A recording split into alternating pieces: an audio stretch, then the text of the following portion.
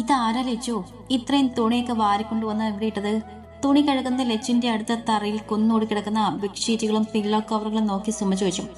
അത് മായടത്തെയും നിക്കിയടത്തെയും വീട്ടിൽ പോയപ്പോ കൊണ്ടുവന്നതാണ്. സുമയോട് പറയുമ്പോൾ ലച്ചുവിന്റെ കണ്ണുകൾ കലങ്ങി. അത് സുമ കാണാതിരിക്കാൻ അവൾ കുനിഞ്ഞിന്ന് വീണ്ടും തുണി അലക്കാൻ തുടങ്ങി. അവിടുന്ന് കൊണ്ടുവന്ന് അലക്കിക്കാൻ നീ എന്താ ഇവിടുത്തെ ജോലിക്കാരിയാണോ? ലച്ചു പറ്റില്ലെന്ന് പറയാമായിരുന്നില്ലേ?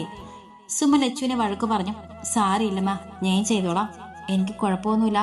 പൊട്ടി വന്ന കരച്ചിലുള്ളിലടക്കി ലച്ചു പറഞ്ഞു. സുമ പിന്നൊന്നും മിണ്ടാതെ വീടിനുള്ളിലേക്ക് ചെന്നു.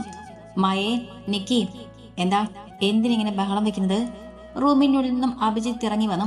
നീയും കൂടെ അറിഞ്ഞുകൊണ്ടാണോ അബി ഇവർ രണ്ടുപേരും അവരുടെ വീട്ടിൽ നിന്ന് തുണികൾ കൊണ്ടുവന്ന് നിങ്ങളുടെ പെങ്ങളെ കൊണ്ട് അലക്കിക്കുന്നത്? നിറഞ്ഞു വരുന്ന കണ്ണുകൾ അമർത്തി തുടച്ച് സുമ അബിയോട് ചോദിച്ചു. അത് ഞാൻ അബി എന്തു പറയണമെന്നറിയാതെ നിക്കിലയെ നോക്കി. എന്റെ വീട്ടിൽ നിന്നും എനിക്ക് ഉപയോഗിക്കാൻ 2 ഷീറ്റ് കൊണ്ടുവന്നു. അതൊന്ന് അലക്കിടാൻ പറഞ്ഞു പോയി. ഇനി അത് പറ്റില്ലെങ്കിൽ അവിടെ ഇട്ടിരുന്നാ മതി, ഞാൻ കഴുകാം. ഈ മാസം ഇതുവരെ പീരിയഡ്സ് ആയില്ല അബിയേട്ടാ, അതുകൊണ്ട് പേടിച്ചിട്ടാ ഞാൻ ലച്ചുവിന്റെ കയ്യിൽ കൊടുത്തത്. ഞാൻ പോയി വാങ്ങിച്ചോളാം. കള്ളക്കരച്ചിലൂടെ നിഖില പുറത്തേക്ക് ഇറങ്ങാൻ ശ്രമിച്ചെങ്കിലും അഭിജിത്ത് അവളെ തടഞ്ഞു. വേണ്ട നിക്കി, അവളെ കഴുകിക്കോളും, നീ പോയി റെസ്റ്റ് എടുക്ക്. പറയുന്നത് മുഴുവൻ കള്ളമാണെന്ന് മനസ്സിലായിട്ടും യാതൊന്നും പറയാൻ കഴിയാതെ സുമ നിന്നുപോയി. അവരുടെ നിൽപ്പ് കണ്ട് ഊറിക്കൂടിയ പൂച്ചച്ചീരിയുടെ മായ റൂമിലേക്ക് കയറിപ്പോയി. മോളെ, അമ്മയോടെ സഹായിക്കാം, ഒറ്റയ്ക്ക് ചെയ്യേണ്ട, ഒരുപാടില്ലേ? വേണ്ടമ്മേ, ഇന്നലെ അമ്മയ്ക്ക് മുട്ടുവേദനയായിരുന്നില്ലേ, ഞാൻ ചെയ്തോളാം. അമ്മ പോയി അങ്ങോട്ടിരുന്നു. രാത്രി ഏറെയായിട്ടും സുമയ്ക്ക് വേദന കൊണ്ട് ഉറങ്ങാൻ കഴിയാത്തത് ലച്ചു കണ്ടിരുന്നു. അവളാണ് അവരുടെ കാലിൽ മരുന്നൊക്കെ പുരട്ടിക്കൊടുത്തത്. പിന്നെയും ഒരുപാട് വൈകിയാണ് അവർ ഉറങ്ങിയത്. തുണികൾ പിഴിഞ്ഞെടുത്ത് ബക്കറ്റിലിട്ട് തലേന്ന് രാത്രിയിലെ കാര്യങ്ങൾ ഓർമ്മ വന്ന ലച്ചു സുമയോട് പറഞ്ഞു. ഒരു കുന്നു തുണി കഴുകുന്ന ലച്ചുവിനെ നോക്കിയിരിക്കെ സുമയുടെ കണ്ണുകൾ വീണ്ടും വീണ്ടും നിറഞ്ഞു വന്നു. അച്ഛന്റെ മോള് ഇന്നിവിടുത്തെ അടുക്കളക്കാരിയേക്കാൾ താഴെ വീട്ടുപണിക്ക് നിൽക്കുന്നവർക്കും ആ വീട്ടിലെ പണി മാത്രം ചെയ്താൽ മതി. നീ ഇതൊന്നും കാണുന്നില്ലേ മഹാദേവ? സുമയുടെ കണ്ണുകളിൽ നിന്നും കണ്ണുനീര് ഒഴുകിയിറങ്ങി. എല്ലാം മലക്കി വിരിച്ച് കഴിഞ്ഞു വരുമ്പോൾ ലച്ചു തളർന്നിരുന്നു. അമ്മ കുറച്ച് തണുത്ത വെള്ളം തായോ, നീ രാവിലെ ഒന്നും കഴിച്ചില്ല ലച്ചു, അതുകൊണ്ടാണ് ഈ തളർച്ച. മോളത് കഴിക്കുക. ഒരു പ്ലേറ്റിൽ ഒരു കഷ്ണം പൊട്ടും ഇത്തിരി കടലക്കറിയും എടുത്ത് ഒരു കുപ്പി വെള്ളവുമായി ലച്ചുവിന്റെ അരികിൽ കൊണ്ടുവന്നു സുമ. ലച്ചു അത് വാങ്ങി വെപ്രാളത്തോടെ കഴിക്കുന്നത് ഹൃദയം നിറങ്ങുന്ന വേദനയോടെ നോക്കിയിരുന്നു ആ അമ്മ. ദിവസങ്ങൾ യാതൊരു മാറ്റവും ഇല്ലാതെ പതിയെ മുന്നോട്ട് പോയിക്കൊണ്ടിരുന്നു. സുമേ, സുമേ, ഐഷുമ മതിലിന്റെ അപ്പുറത്തുനിന്നും വിളിക്കുന്ന കേട്ടാണ് സുമ അങ്ങോട്ട് ഇറങ്ങിച്ചെന്നത്. എന്താ ഐഷുമേ? സുമേ, മോൾക്കൊരു ജോലിക്കാരും പറഞ്ഞിരുന്നില്ലേ നീ? ടൗണിലുള്ള ഞങ്ങളുടെ ജ്വല്ലറിയിൽ ഒരു കുട്ടിയെ വേണം. മോളെ വിടാൻ നിനക്കിഷ്ടാണോ? അതിനൊക്കെ കുറച്ചുകൂടെ പഠിപ്പ് വേണ്ട യേശുമ? സുമ ഒരു വെപ്രാളത്തോടെ ചോദിച്ചു. എന്റെ സുമേ, തൽക്കാലം കൊച്ചിനുള്ള പഠിപ്പ് മതി. ജോലിക്ക് പോയി തുടങ്ങിയ ശേഷം കൊച്ചു പഠിക്കട്ടെ, ഐഷുമ നിസ്സാരമായി പറഞ്ഞു. അതല്ല ഐഷുമ, എന്റെ ലച്ചുവിന് ചെയ്യാൻ പറ്റുന്ന ജോലിയാണോ? അവൾക്ക് ഇതിനു മുൻപ് ജോലിക്ക് പോയി ശീലമില്ലല്ലോ, അതാണ് ഞാൻ. പറഞ്ഞു തുടങ്ങിയതും സുമയുടെ നെഞ്ചു വേദനിച്ചു. സുമയെ, വീടിനകത്തുനിന്ന് ഇബ്രാഹിം ഇറങ്ങി വന്ന് സുമയെ വിളിച്ചു. സുമ നിറഞ്ഞ കണ്ണുകളോടെ അയാളെ നോക്കി. സുമേ, ഞാൻ പണ്ട് കണ്ടിട്ടുണ്ട്, ശേഖരനുള്ളപ്പോൾ മോള് കൂടെ കടയിൽ പോകുന്ന സമയത്ത് സാധനങ്ങൾ ബില്ലടിച്ചു കൊടുക്കുന്നത്. അതുകൊണ്ട് തന്നെ മോൾക്ക് അവിടെ പെട്ടെന്ന് പഠിച്ചെടുക്കാൻ കഴിയും, എനിക്ക് ഉറപ്പുണ്ട്. എന്തായാലും ഇന്ന് നീ ഇത് അവന്മാരോട് പറയണം. എതിർപ്പാണെങ്കിൽ എന്ത് ചെയ്യണമെന്ന് കൂടെ ആലോചിക്കണം, ഇബ്രാഹിം സുമയോട് പറഞ്ഞു. ഞാൻ ഇന്ന് തന്നെ പറയും, എന്തു വന്നാലും ഞാൻ എൻ്റെ മോളെ ജോലിക്ക് പറഞ്ഞു വിടും, നല്ലത്. പിന്നെ ജ്വല്ലറിയിൽ നിൽക്കുന്ന പെൺകുട്ടികൾക്കും പുരുഷന്മാർക്കും ഒക്കെ പ്രത്യേകം ഹോസ്റ്റലുണ്ട്. കൊച്ചിന് വേണമെന്നുണ്ടെങ്കിൽ അവിടെ താമസിക്കാം കേട്ടോ, അതൊക്കെ നിങ്ങളെ ഇഷ്ടത്തിന് തീരുമാനിക്കാം, അയാൾ പറഞ്ഞു നിർത്തി. നീ ആദ്യം മോളോട് കാര്യം പറയസുമേ, അവളോട് പറഞ്ഞിട്ട് മതി നിന്റെ ആൺമക്കളോട് പറയുന്നത്. ആയിഷുമയും കൂടെ പറഞ്ഞതും ആലോചനയോടെ സുമ തലയാട്ടി. പിന്നെ വീടിനുള്ളിലേക്ക് ചെന്നു. ഉച്ചയ്ക്ക് എല്ലാവരും കഴിച്ചിട്ട് വാരിക്കൂട്ടിയ പാത്രങ്ങൾ കഴുകുകയാണ് ലച്ചു. സുമ ഒരു നിമിഷം അതൊക്കെ നോക്കി നിന്നു. ഇല്ല, അമ്മയുടെ പൊന്നുമോള് ഈ ജോലിക്ക് പോകണം, ഇല്ലെങ്കിൽ ഇവിടെ കിടന്ന് നരകിച്ചു പോകും എന്റെ കുഞ്ഞ്. ഞാൻ ഇനി എത്ര നാൾ കാണുമെന്ന് യാതൊരു ഉറപ്പുമില്ല. ഒരു ജോലി ഉണ്ടെങ്കിൽ എന്റെ മോൾക്ക് പിടിച്ചു നിൽക്കാൻ കഴിയും, ആരെയും പേടിക്കാതെ കിടന്നുറങ്ങാനുള്ള സ്ഥലവും ഉണ്ടാകും. എന്താ ആയിഷുമ്മ, എന്തിനാ വിളിച്ചത്? ഉപ്പപ്പ ഉണ്ടായിരുന്നല്ലോ. ഓരോന്നും മനസ്സിലോർത്ത് നിൽക്കുന്ന സുമയെ കണ്ട് ലച്ചു ചോദിച്ചു. ലച്ചുവിന്റെ ശബ്ദത്തിലാണ് സുമ ചിന്തയിൽ നിന്നും ഞെട്ടി ഉണർന്നത്. എന്താ ലച്ചു നീ ചോദിച്ചത്? ആയിഷുമ്മയും ഉപ്പുപ്പയും എന്താ അമ്മയോട് പറഞ്ഞതെന്ന് ലച്ചു അമ്മയോട് ചോദിക്കുമ്പോഴും പാത്രം കഴുകി കഴിഞ്ഞിട്ടുണ്ടായിരുന്നില്ല. ലച്ചു അമ്മയെ ഒരു കാര്യം പറഞ്ഞാ മോള് കേൾക്കുമെന്ന് അമ്മയ്ക്ക് സത്യം ചെയ്തതാ. ലച്ചുവിന്റെ മുന്നിൽ വലത് കൈ നീട്ടി നിന്ന് സുമ ലച്ചു സുമയെന്ന് നോക്കി. ഇതൊന്നും പതിവുള്ളതല്ല. ആകെ ക്ഷീണിച്ച് ആ മുഖത്തേക്ക് അലിവോടെ നോക്കി ലച്ചു. പിന്നെ അവിടെ കയ്യിൽ കൈ ചേർത്ത് വെച്ച് ലച്ചു. ദേ, നിങ്ങളെ രണ്ടാളെയും ആദ്യമായിട്ടും വിളിക്കണം, അങ്ങോട്ട് ചെല്ലാൻ.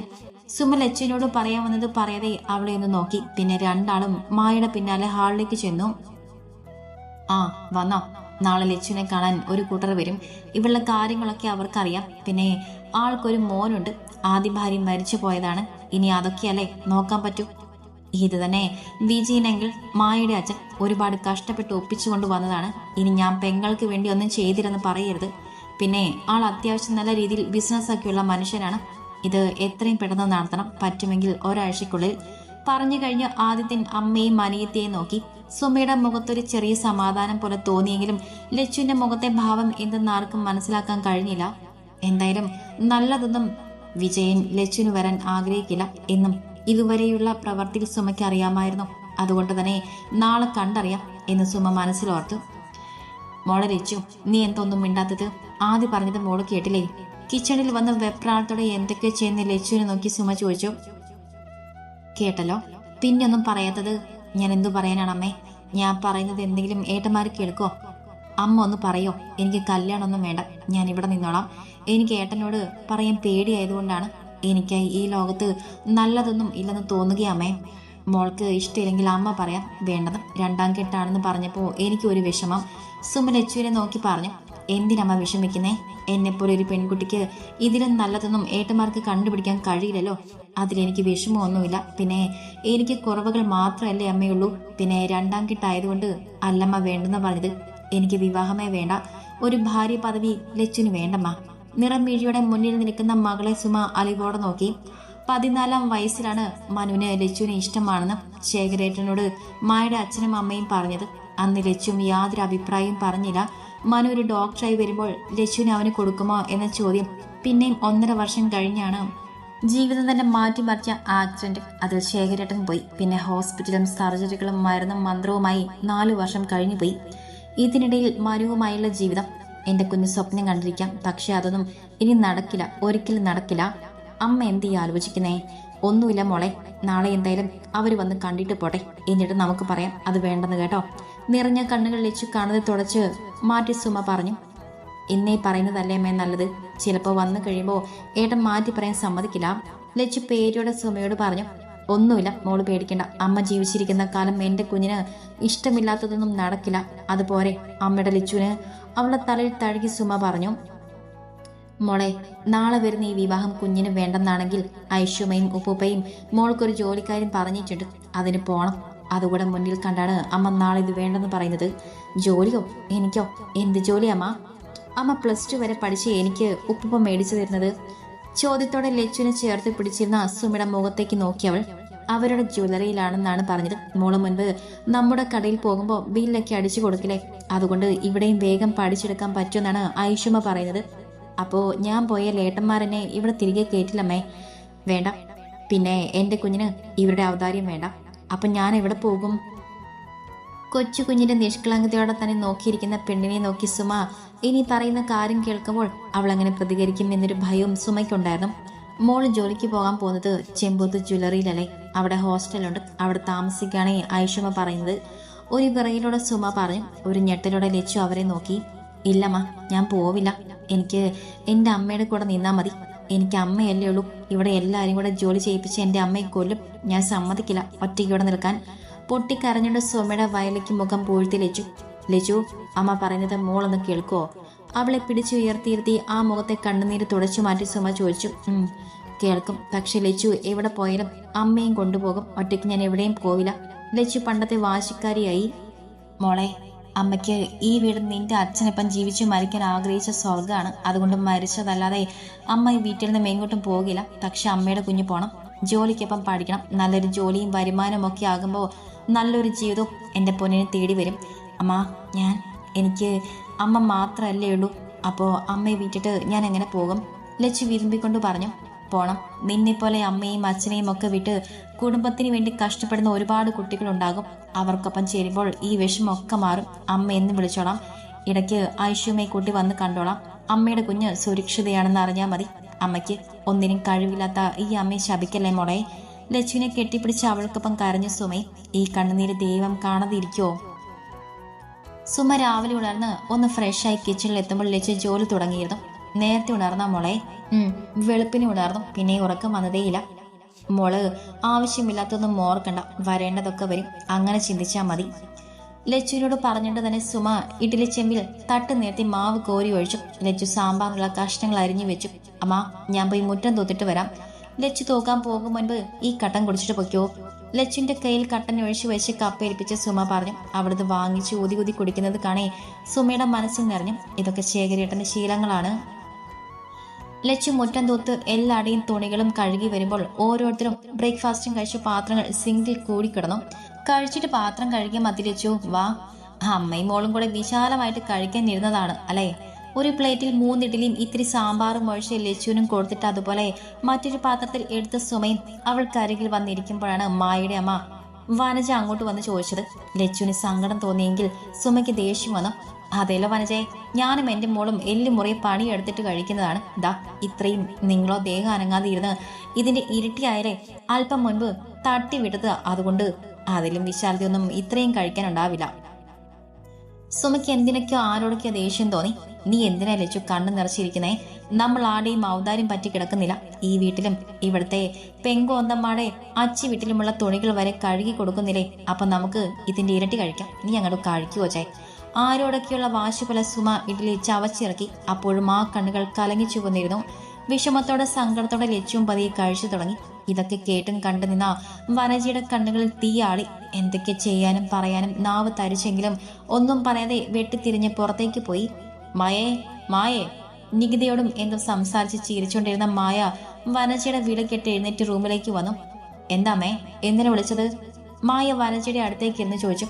എത്രയും പെട്ടെന്ന് ആ നശൂലത്തിനെ ഇവിടുന്ന് കേട്ടുകടിക്കണം, എന്നാലേ എന്റെ മനസ്സ് സന്തോഷത്തോടെ ജീവിക്കൂ. അതിനല്ലേ അമ്മേ നമ്മൾ ശ്രമിക്കുന്നത്.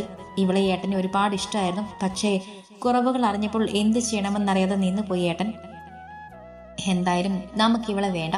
ഏട്ടൻ ഭാര്യയോടൊപ്പം സന്തോഷത്തോടെ ജീവിക്കണം. എങ്കിൽ ഇവള് മറ്റൊരുത്തിന്റെ ആകണം. അതിനാണല്ലോ അച്ഛൻ ഇന്ന് ഒരാളെ കൊണ്ടുവരുന്നത്. അമ്മയെ സമാധാനിപ്പിച്ചുകൊണ്ട് മായ പറഞ്ഞു. വനജയൊന്നും മോളി, ഏട്ടന്റെ മനവും ഈ കാര്യം അറിഞ്ഞില്ലല്ലോ അല്ലേ അമ്മേ? ഇല്ല, ഞാൻ പറഞ്ഞില്ല. അച്ഛനോടും പറഞ്ഞു പറയേണ്ടത്. ഇപ്പൊ തന്നെ ഇവളെ മറക്കാനോ അനുവിനൊപ്പം ജീവിക്കാനോ കഴിയാതെ വിഷമത്തിലാണ് മനു. ഇനിയിപ്പോ ഇതുകൂടെ അറിഞ്ഞാൽ നമ്മളെ ശത്രുവായി കാണും അവൻ. അതാ എനിക്ക് പേടി. വനജ മായോട് പതിയെ പറഞ്ഞുകൊണ്ടിരുന്നു. എടി ദേ, അവരൊക്കെ വരാറായി. വേഗം ഇതൊക്കെ എടുത്ത് ഇട്ട് റെഡിയായി വാ. ഒരു കവർ ലച്ചുവിന്റെ കയ്യിൽ വെച്ച് കൊടുത്തു. ആദിത്യൻ പറഞ്ഞു. അവൾ നിറഞ്ഞ കണ്ണുകളോടെ അവനെ നിന്ന് നോക്കി. വർഷങ്ങളായി പരസ്പരം മുഖത്ത് നോക്കാത്ത സഹോദരങ്ങൾ മുൻപ് ഏറ്റവും കൂടുതൽ സ്നേഹിച്ചവൻ ഇന്നൊരു തെറ്റും ചെയ്യാതെ തന്നെ ഏറ്റവും കൂടുതൽ വീർക്കുന്നു. ലച്ചു ആ കവർ കൈ നീട്ടി വാങ്ങി. പിന്നെ തന്റെ കുഞ്ഞു മുറിയിലേക്ക് പോയി. ഇതൊക്കെ കണ്ടെന്ന സുമ ആദിത്യനെ നോക്കിയിട്ട് തിരിഞ്ഞിന് ജോലി തുടർന്നു. ഇവിടെ നിന്ന് പതറരുത് എന്നവർ സ്വന്തം മനസ്സിനെ വീണ്ടും വീണ്ടും ഓർമ്മിപ്പിച്ചുകൊണ്ടിരുന്നു. നിങ്ങൾ ഇവിടെ എന്ത് എടുക്കുക? ദേ അവർ എത്തി, ജ്യൂസ് മതി. ലച്ചിയോടെ റെഡിയായില്ലേ? മായ കിച്ചണിലേക്ക് വന്ന് സുമയോട് ചോദിച്ചു. അവർ കേട്ട ഭാവം കാണിക്കാതെ ഫ്രിഡ്ജിലിരുന്ന ജ്യൂസ് ഗ്ലാസുകൾ പകർത്തി വെച്ചു. അപ്പോഴേക്കും ലച്ചി ഇറങ്ങി വന്നു.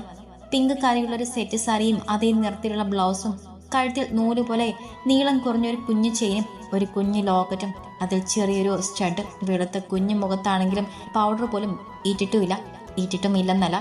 ഹോസ്പിറ്റലിൽ നിന്ന് വീട്ടിൽ വന്ന ശേഷം അങ്ങനെയുള്ള യാതൊരു സാധനങ്ങളും ലച്ചു ആരും വാങ്ങി കൊടുത്തിട്ടുമില്ല, അവളായിട്ട് ചോദിച്ചിട്ടുമില്ല. എന്നിട്ടും കത്തി നിൽക്കുന്ന നിലവിളക്ക് പോലെ ഐശ്വര്യം ലച്ചുവിനെ കണ്ട് മായയ്ക്ക് അസൂയ തോന്നിപ്പോയി.